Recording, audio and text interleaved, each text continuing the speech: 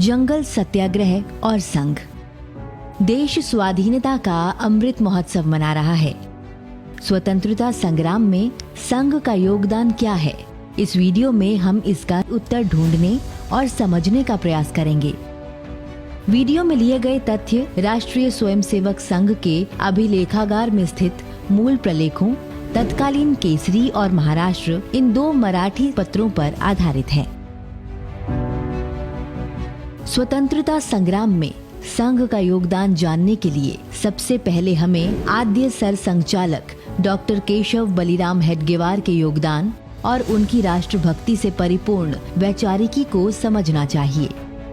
स्वतंत्रता कब और कैसे मिलेगी, यह प्रश्न सर्वत्र जब पूछा जा रहा हो तब हम पराधीन क्यों हुए और हमारी स्वतंत्रता अक्षुण्ण कैसे रहे।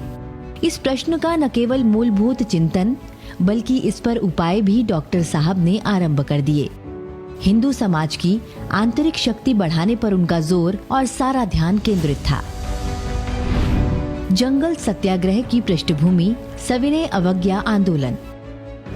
12 मार्च 1930 भारत के स्वतंत्रता संग्राम के इतिहास में बहुत महत्वपूर्ण तिथि है। अंग्रेजों द्वारा बनाए नमक कानून को तोड़ने के लिए महात्मा गांधी ने इसी दिन दांडी यात्रा शुरू की थी। कर्णावती के साबरमती आश्रम से शुरू हुई इस यात्रा का उद्देश्य नमक कानून को तोड़ना था, जो अंग्रेजों के खिलाफ देश भर में विरोध का एक बड़ा संकेत था। 24 दिनों में 241 मील की दूरी तय करते हुए गांधी जी और उनके साथ 79 सत्याग्रहियों ने 6 अप्रैल 1930 को दांडी के समुद्र किनारे पर चुटकी भर नमक उठाकर नमक कानून की अवज्ञा की। इस आंदोलन ने समस्त देशवासियों का ध्यान खींचा। अब देश भर में लोग कढ़ाइयों में समुद्र जल से नमक तैयार करने लगे।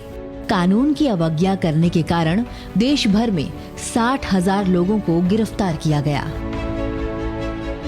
इन दिनों संघ का कार्य मध्य प्रांत में ही प्रभावी हो पाया था। यहाँ नमक कानून के स्थान पर जंगल कानून तोड़कर सत्याग्रह करने का निश्चय हुआ।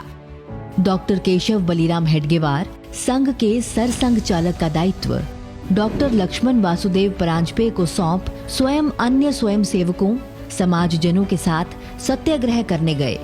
सत्याग्रह हेतु यवतमाल जाते समय पुसद नामक स्थान पर एक जनसभा आयोजित की गई और डॉक्टर हेडगेवार ने फिरंगी हुकूमत से देश को स्वाधीन कराने के लिए प्रेरणादायी भाषण दिया।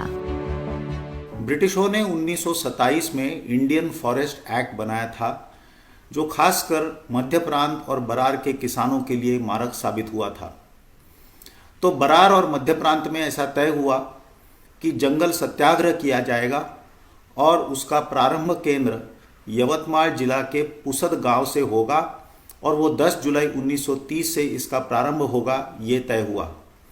इसके पहले ही संघ के संस्थापक डॉक्टर हेडगेवार ने ये निश्चित किया था कि मैं इस जंगल सत्याग्रह में भाग लेने जाऊंगा।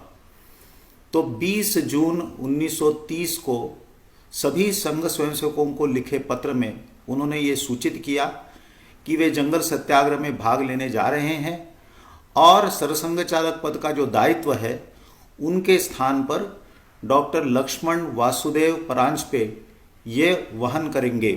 जंगल सत्याग्रह के चलते ही डॉक्टर हेडगेवार को 9 मास का सश्रम कारावास भी हुआ। यह जानना और समझना आवश्यक है कि देश को स्वतंत्रता किसी एक दल, एक परिवार, एक व्यक्ति, एक समुदाय विशेष के प्रयासों से नहीं, बल्कि समूचे देशवासियों के संयुक्त प्रयासों से मिली है। स्वतंत्रता संग्राम की बलिवेदी पर आहुति देने वाले देशभक्तों की कतार बहुत बड़ी रही है। एक विशेष नैरेटिव के तहत एक परिवार और दल विशेष के योगदान की ही चर्चा होती है, जो कि अन्य स्वतंत्रता सेनानियों के साथ अन्याय है। इसलिए स्वाधीनता संग्राम में संघ के योगदान को जन जन तक पहुंचाने में हम सबकी भूमिका होनी चाहिए।